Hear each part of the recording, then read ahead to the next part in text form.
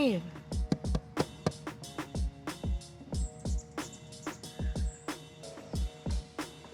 Babe, what are you doing? Well, I only get this car for one more day, so I'm just trying to get all the time out of it that I can. You're crazy. Can you get some cereal? Babe.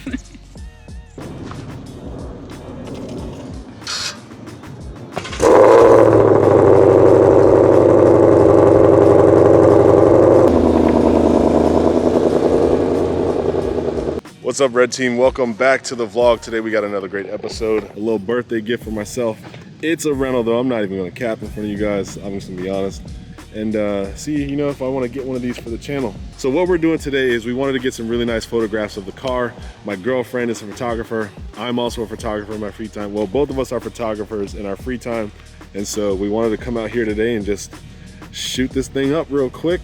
It has been an absolute blast having this car. I rented it on Turo, you know, go check it out. Again, I'm not paid to say that. That's just what I did to do this, and I don't tell the lie, I tell the truth.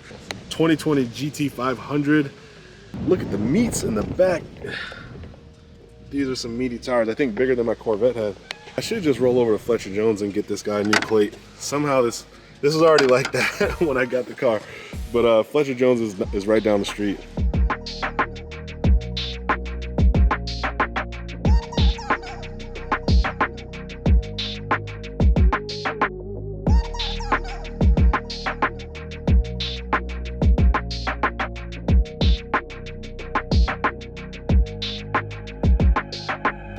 I'm hopefully gonna use this video to update the branding on the channel.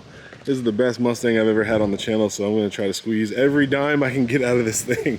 Getting whatever we can. Look at this thing, man. I can't stop. I might have to extend the rental another day because I don't want the dream to be over in a few hours. This is the angle. Look at that. That is, woo. That is my favorite part right there. God, I wish my car did that. So we got the car on the road and experimenting with sport mode and normal mode.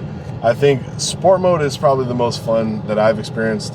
I'm not gonna put it into race mode. I'm not going anywhere near a racetrack while I have this car. I don't want to tempt bad fates. Anyway, no more excuses. The car feels so heavy. That's the one thing that I noticed about the car. Like, I can feel the weight of this vehicle like it's a significant amount of weight. This thing is a tank of a vehicle. I think it's like 4,400 pounds, something like that. I'm no spring chicken light pillow myself. You know, so there's two people in here. I think we got maybe 4,700 pounds worth of mass traveling at a very high rate of speed. Second, I really like the paddle shift feel. Transmission speeds are very, very quick. So I don't feel like as much as I claim, oh, I love my manual, This automatic shifts super fast, and I don't feel like I would complain about the shift speeds here. Actually, I'm sure this shifts way faster than I do. I think as a manual, like, I don't even want to say aficionado, but someone who really enjoys the driving experience, I'm always going to long for the control and the feel of throwing the gears. But actually tapping through with the paddles, way more efficient, feels fast, and the transmission is great. So I can't hate on it there. And every time I drive, I fall more and more in love. I still hate the seats though.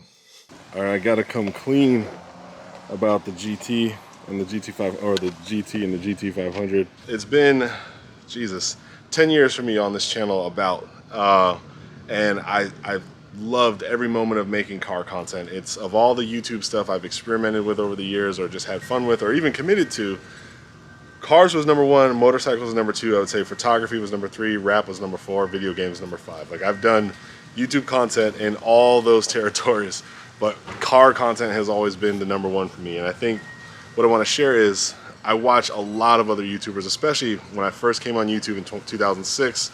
I've seen people go from, you know, just like, hey, this is something I love and I'm doing it every day, and then grow and grow and grow and grow and grow, and just now have this whole life that revolves, and also businesses that revolve around producing car content. And can you imagine, right? Like, I'm still in that can you imagine phase of like, man, maybe one day, but it's possible, right? Like, it's a thing that people can do if they just continue to share things that they love and then just find people who appreciate it. And so me coming clean is saying this, right? Like, when I started YouTube, and like mainly I just like making videos and sharing videos. Like, let me just get that out of the way, clean and clear.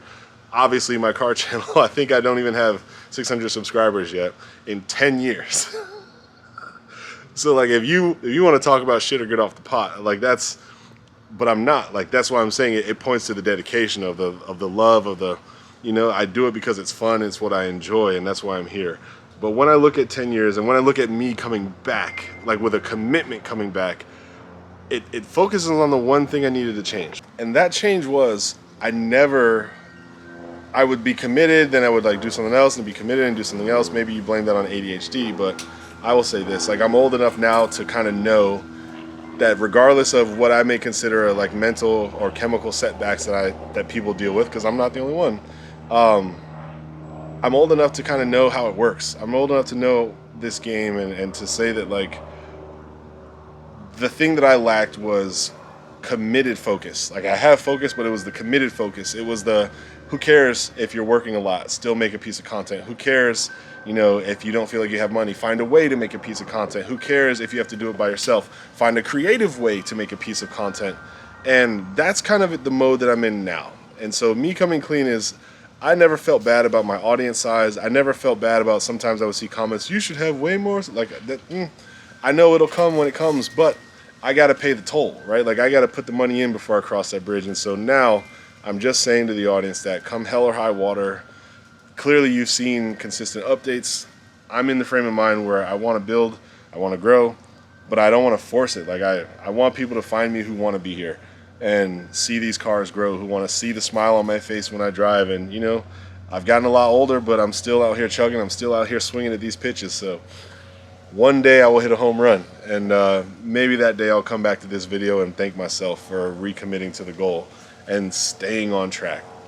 Coming clean, part of the reason why I wanted to share that message is a lot of the YouTubers that I watched, a lot of the ones that have gone from just like a garage to a business, or you know, 1 million+ subscribers, or hundreds of thousands, even like 100,000. A lot of them have this very positive and very reaffirming message, which is you just got to do it, you just got to start, and you just got to blaze the path for yourself and commit, and you got to keep going.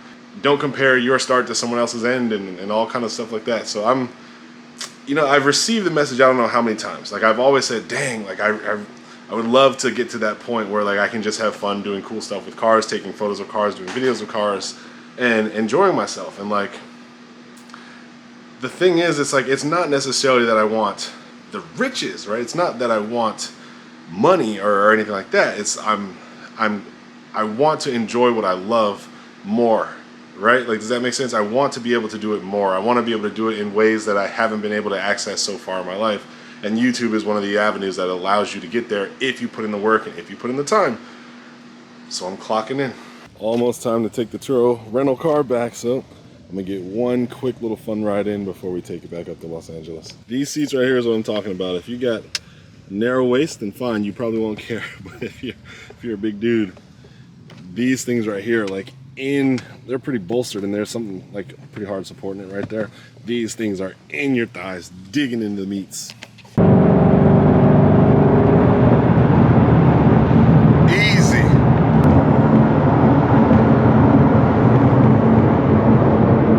Let's try this. Woo, shit. Oof. God. Oh my God. Oh man, I'm not even trying to perform for the camera. You guys gotta forgive me. This is like the first time in my life that I've driven a vehicle this fast and not the passenger, right? Like I'm driving this thing. Like this is God. Oh man, I'm nervous. I'm nervous. I'm legit nervous. Like I'm gonna keep my cool. I'm a grown man, don't get me wrong, but I'm just like, this is my first time. You guys get to see this reaction, like for real, for real. No bullshit, man. Fuck the clickbait. Fuck, you know, the overreaction. This is a lot of speed. God, I gotta say at this point, man, this is a must. I should have never rented this damn car because I don't own this car. I own a car that's not as good as this car. My poor GT, man. I feel like I'm cheating on my car, bro. I don't know. $150. I've never spent $150 so well in my life. I got it for $150. I got over 700 horsepower. I got access to 700 horsepower. What is this? 760 in the GT500, 760, something like that. I wish I knew. I just knew that like it wasn't in the cards for me when these came out a few years ago. Life is different, you know what I mean? I don't know. I do want to comment though on the legroom. I'm a big boy, and it might be the Recaro seats, but I just feel like I fit more comfortably in this car than I do in my own car. Like my own car, I put the seat all the way back. I try to sit low, but this car, I'm feeling great. So, and it's automatic. Jenny doesn't get sick. She says I hump the dashboard too much when I'm in my manual car, and I'm trying to drive slow for her, but whatever. Okay, now that I've done the fun drive, I've realized something. There's not a damn car on the road that I'm afraid of in this thing. I don't care what you got, where you got it from, and what you did to it. Like, I'm running at everybody in this fucking car. From that beautiful gauge cluster to these paddle shifts. Sheesh. Man, anybody who owns this already, like if you already for real legit own a GT500, congratulations on life, man. My God, I can't imagine if this was every day. I could not imagine if this was every day. Not yet, at least. Not yet, but not yet. Because if anything, that's how you win the race. Like you can't win the race if you don't stay on track. I don't know. I don't have a catchphrase or anything. But I will say this, I don't introduce myself until the end of the videos anymore. I'm Larry. Thank you for watching everything that we've been putting together on this channel. I make car content. I'm 100% focused on making cars faster. Specifically speaking, I have a 2016 Mustang GT, and I want to make that car faster than Hellcats. That's the mission. That's the goal. It's no disrespect to Hellcats. That's just my goal. You know, I'll disrespect them when we race, but for now, while I'm the loser, you know, it's all peace and humility. But who knows when the shoe's on the other foot and I'm at the top of the heap. I might switch up like everybody does. I don't know. I'm just kidding. Thanks for being a part of this, guys. I'm just talking shit, having fun. I love cars. More videos coming soon. In fact, why don't I just go ahead and give you one that I have just for you right here. See you next time.